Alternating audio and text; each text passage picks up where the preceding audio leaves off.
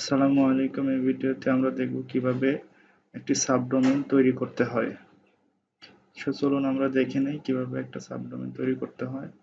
তো সাবডোমেনটি আমরা কোন ডোমেনের আন্ডারে একটা সাবডোমেন তৈরি করব সেটা আমরা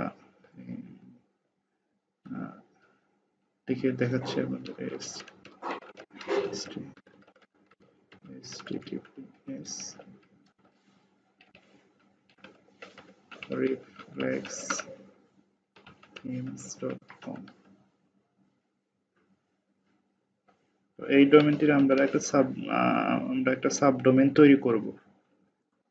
তো চলুন আমরা আমাদের ব্রাউজারে চলে যাই। তো আমি গুগল ক্রোম ওপেন করছি। এখান থেকে আমরা আমাদের ডোমেনটি ডোমেনটি টাইপ করার পর আমরা এখানে cPanel টাইপ করব। cPanel এ লগ ইন করা একটা প্রসেস। তো আমরা এখানে আমাদের cPanel এর ইউজার নেমটি টাইপ করব এবং পাসওয়ার্ডটি টাইপ করব। তো আমার এখানে দেওয়া আছে, সো আমি এখানে লগ ইন করতেছি। এখানে আমরা সার্চও করতে পারি এবং স্ক্রল ডাউন করেও এখান থেকে ডোমেইন সেকশন থেকে আমরা এখানে সাবডোমেনে ক্লিক করে সাবডোমেনে যেতে পারি। তো আমরা সার্চ করেও এখানে সার্চ করলে এটা চলে আসবে। আমরা সার্চ করে আনি সাবডোমেন। তো এটা আমাদের আসছে, এই ট্যাবে ক্লিক করব। ক্লিক করার পরে এখানে একটা সাবডোমেনের নাম দেব। তো আমরা এখানে একটা সাবডোমেনের নাম সিলেক্ট করা আছে, সো এটা আমরা এখানে ইউজ করব, সার্ভিসেস। তো এটা লেখার পরে আপনারা বাইরে ক্লিক করবেন। বক্সের বাইরে ক্লিক করার সাথে সাথে এখানে একটা সাবডোমেনের নাম দেখেন ডোমেনের সাথে সংযোগ হয়ে গেছে। তো আমরা এই ডোমেনের সাথেই যেহেতু এটা, এখানে আমার আরো কিছু ডোমেন আছে, যেমন রিফ্লেক্স থিম, এটা একটা ডোমেন, আর একটা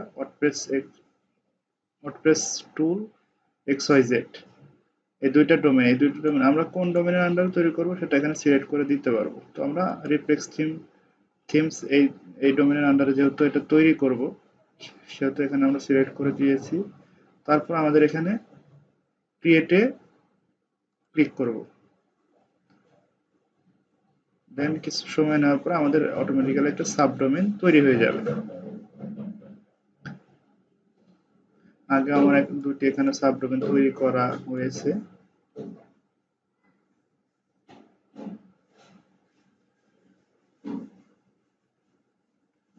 অনেক সময় নিচ্ছে। এটা একটা সিম্পল প্রসেস সাবডোমেন তৈরি করা। তো আপনারা আশা করি এখান থেকে এটা শিখতে পেরেছেন কিভাবে সাবডোমেন তৈরি করতে হয়। ভিডিওটি এখানে শেষ করছি। সবাই ভালো থাকবেন।